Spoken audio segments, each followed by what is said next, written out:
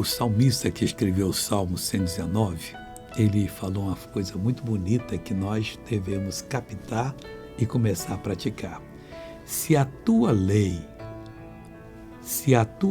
não fora toda a minha alegria, há muito que teria perecido na minha angústia. Ô amigo, quando você faz de Deus, a lei de Deus, a sua alegria, mas toda, não é parte não.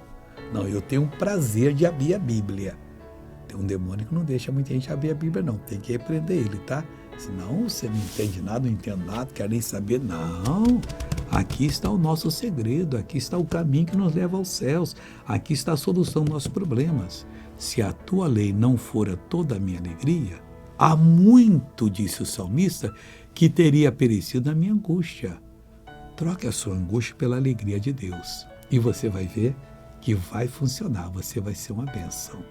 Veja essa pessoa que confiou no Senhor e foi abençoada. Curou a minha perna, já faz 4 anos que eu tô com essa dor na Como é que você andava com essa dor? Eu caminhava assim, agora, graças a Deus. Parecia bêbada. Isso. Agora anda normal? Você não bebeu, só não ser do Espírito de Deus? Vai de um normal em nome de Cristo.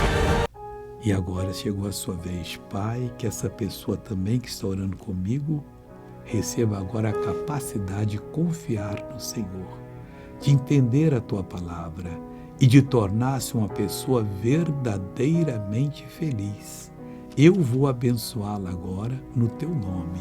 E eu digo a todo mal, saia dessa pessoa, vá embora.